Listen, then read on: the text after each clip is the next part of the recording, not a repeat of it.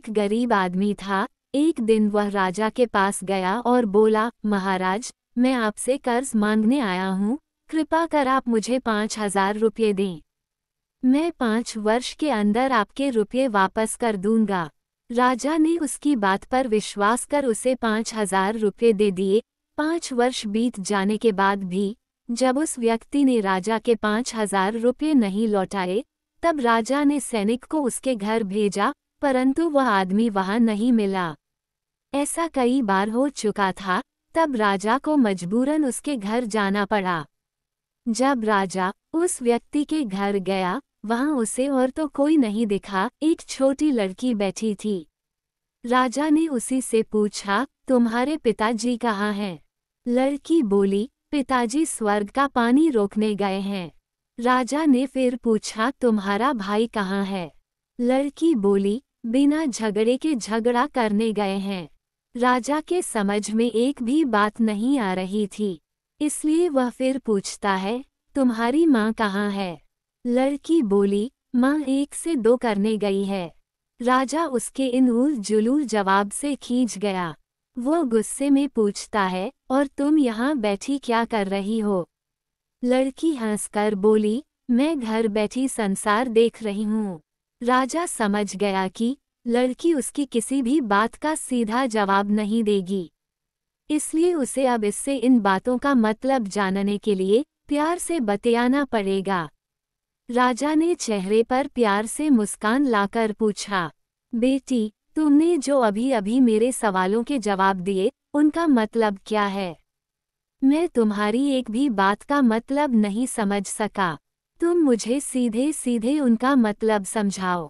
लड़की ने भी मुस्कराकर पूछा, अगर मैं सभी बातों का मतलब समझा दूं तो आप मुझे क्या देंगे?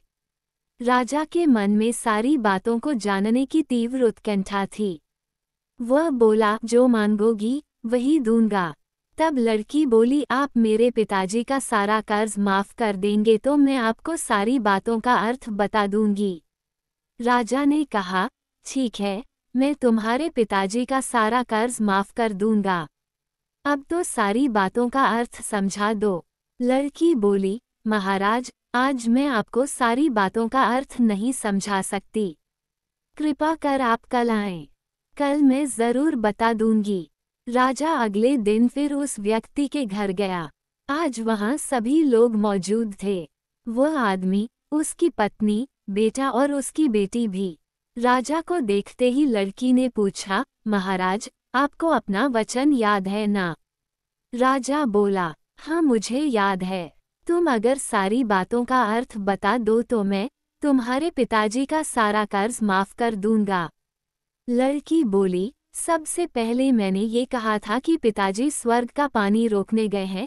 इसका मतलब था कि वर्षा हो रही थी और हमारे घर की छत से पानी टपक रहा था।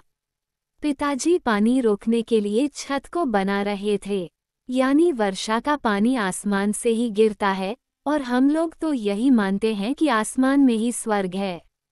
बस पहली बात का अर्थ यही है। दूसरी बात मैंने कही थी कि भैया बिना झगड़े के झगड़ा करने गए हैं। इसका मतलब था कि वे रेंगनी के कांटे को काटने गए थे। अगर कोई भी रेंगनी के कांटे को काटेगा तो उसके शरीर में जहां तहां कांटा गड़ ही जाएगा, यानी झगड़ा नहीं करने पर भी झगड़ा होगा और शरीर पर खरोंचें आएंगी। राजा उसकी बातों से सहमत हो गया। वह मन ही मन उसकी चतुराई की प्रशंसा करने लगा। उसने उत्सुकता के साथ पूछा, और तीसरी चौथी बात का मतलब क्या है बेटी?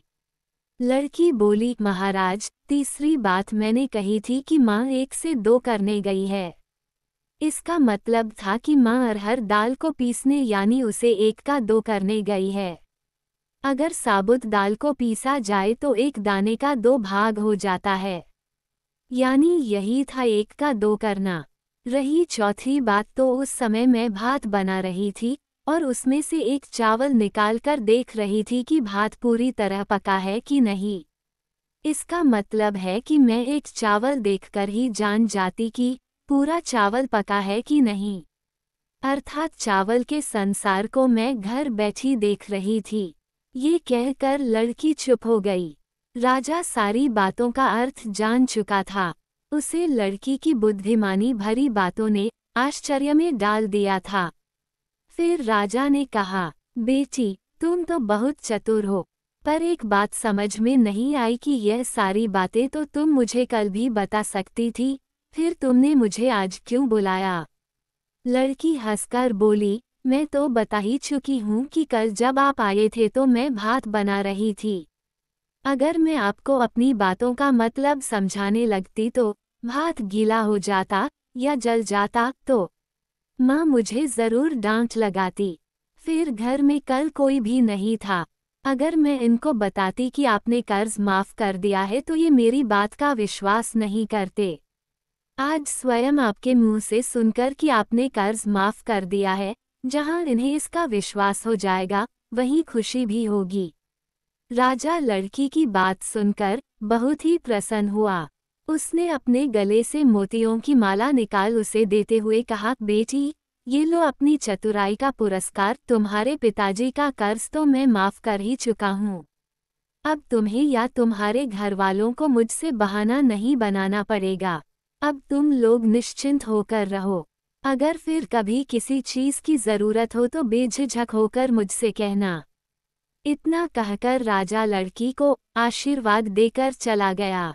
लड़की के परिवार वालों ने उसे खुशी से गले लगा लिया।